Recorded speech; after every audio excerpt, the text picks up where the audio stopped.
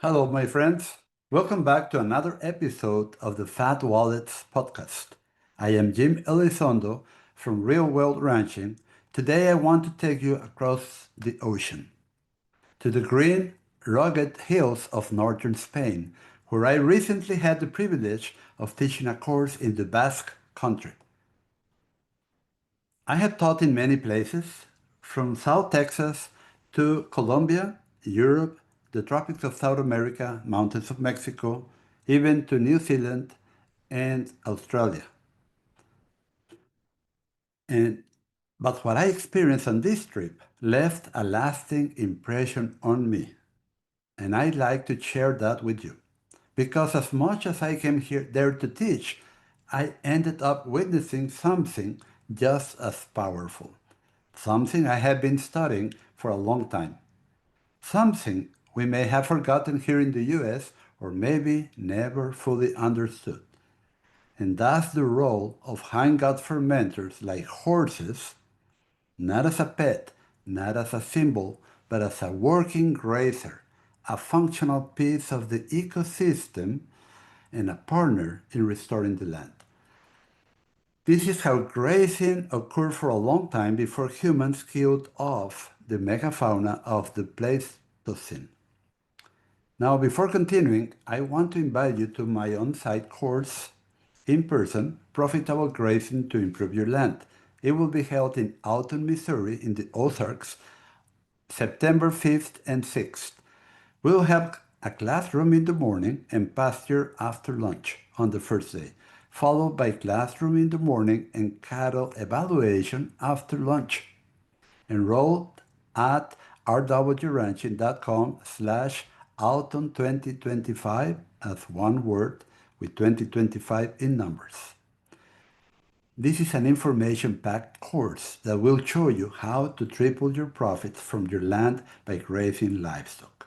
Okay, let's go back to Europe, to the north of Spain, close to the French border. In the Basque Country, horses are everywhere. Calm, beautiful meat breeds. They are raised out on the land, living on grass, side by side with cattle or sheep, and nobody's shocked by it. Nobody's fighting about whether horses are sacred or not. They are just doing what they were born to do: grazing coarse forage, trampling residue, spreading manure, and helping the land breathe. Horses perfectly complement ruminants, as horses prefer higher fiber and less green leaves left behind by cattle or sheep, which prefer more green leaves and less stems when they are grazing. And the Basques are doing this in herds. They're out there cleaning up the leftovers the cows will not touch. The tough, stocky, sun-cured forage that will just sit there and cover the soil, killing the growth points of the grasses and the seedlings if you allow it. Friends, this is how the best soils in the world were created, by ruminants and together with hang-out fermenters grazing in a sequence and achieving a total graze. And this total graze meant much less combustible material or thatch left behind for wildfires. Have you wondered why we have so many intense and very hot wildfires? Could it be because there is a lot of thatch there, a lot of combustible material? Well, this is the way herbivores recycle thatch into manure, which fertilizes the land. And I call this a virtuous grazing guild. Ruminants grazing with hang-out fermenters, achieving a total graze between the two. And we have lost that in the US. Please contrast that with what we have here in the United States. We've got this romantic image of the horse, the Mustang, the cowboy's companion, the childhood pet. But when it comes to practical grazing systems, we have completely taken them out of the equation. Even though they are perfectly designed to graze rough over mature grass, they are designed to fill in the gaps left by our cattle and sheep. And they are designed to complete what I call the grazing guilt. We have the ruminants, but we are missing the hindgut fermenter, the one that can take down in a total graze what's left over. And because of that, we get patchy grazing, we get thatch buildup, we get lost productivity, and we get intense wildfires. And we try to solve this missing link, the hindgut fermenters, with the lack of them, with controlled burns, mowing, or chemicals, when what we really need is another set of hooves and teeth that were designed to handle the tough stuff. So if we want to put biology over emotion, here is the hard part in the US.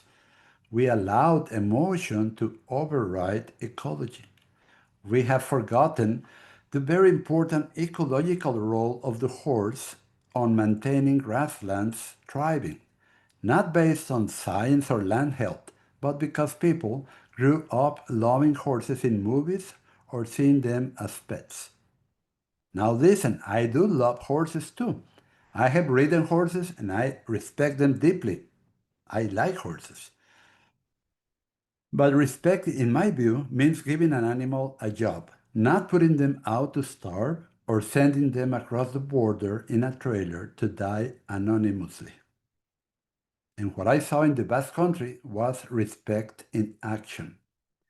It is deeply in their culture. You see, they raise horses with care, they finish them on grass, they honor the animal at every stage, and the land thrives because of it. It reminded me of how it used to be before we started treating animals like furniture or cartoons. So this is what we are missing, the grazing guilt. You see, cattle and sheep are selective grazers. They are ruminants. They eat the sweet stuff, the high energy tips, the large regrowth, the best bites, and they thrive on a diet with more green leaves and fewer stems. But horses are hindgut fermenters. They have a different digestive system. They will eat stems, old growth, low protein, high fiber material. Their digestive system, that massive cecum, lets them break down what cattle leave behind. They thrive on a diet with more stems and fewer green leaves. And together they complete the job. That's how nature intended it. And thus is how our best and deepest soils around the world were formed, under a total grace achieved by ruminants and hindgut fermenters. So this guilt grazing approach, a combination of ruminant and hindgut fermenters, achieves true high harvest efficiency. Not 40% harvest, not 50%, but 80 to 90% of the usable biomass. And this is how plants function, basic plant physiology. Green leaves produce energy by photosynthesis, while stems consume energy by respiration. So the more green leaves we have in the regrowth after a total graze with sufficient recovery time, the more energy is created and left after respiration for forest growth, to feed herbivores, and to build soil via root exudates. It's no wonder the soil gets better, the pasture recovers faster, and your livestock actually performs better because they are not wading through old material, thatch. By the way, it was only after the huge hindgut fermenters megafauna were killed off that natives started burning grasslands to remove the thatch and learn in migrating ruminant herds. So when I finished teaching that course, I looked out over the hillside where horses and cattle were peacefully grazing, and I told the people there, you all are doing what the rest of the world forgot.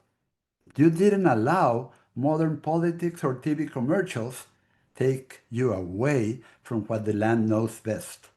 And they smiled. because for them, it wasn't theory. It was just how things are. And I thought to myself, maybe it's time we remember too. So what can we do? No, we cannot process horse meat commercially in the US like they do in Europe and many other countries in the world. But that doesn't mean we cannot start thinking differently. We can, through management and selection of our livestock, cattle and sheep, use them as proxies for the missing hindgut fermenters. This means we need especially adapted ruminant livestock that can carry out the function of the hindgut fermenters while yielding the highest possible profits. And this is what we teach in the Total Grazing Academy.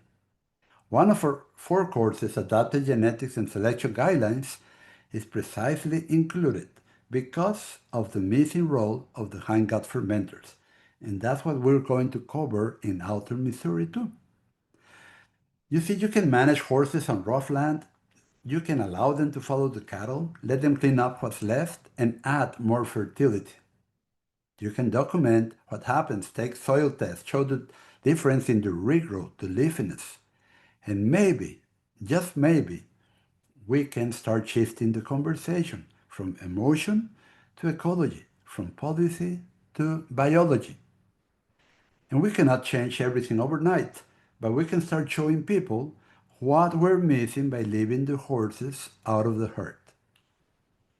And these are my conclusions. This is what the Basques taught me.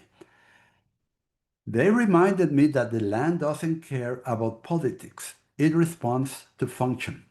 It responds to hooves on the ground, mouths on the forage, and balance in the grazing guild. We need to bring back the guild, and if we cannot do it with horses right now, we can still do it with adapted cattle or adapted sheep that can play the same role as hindgut fermenters in managing pastures. And remember, this on-site course in Alton, Missouri is this September 5th and 6th. Enroll now and experience what this is all about. rwranching.com/Alton2025, all together. Thanks for being here with me today. If you like this episode, send it to a friend, a fellow rancher, or someone who has never thought about horses this way. Together we can bring wisdom back to the land. This is Jaime Elizondo, and I'll see you next time on the Fat Wallets podcast. May God bless you, your land, your family, and your livestock.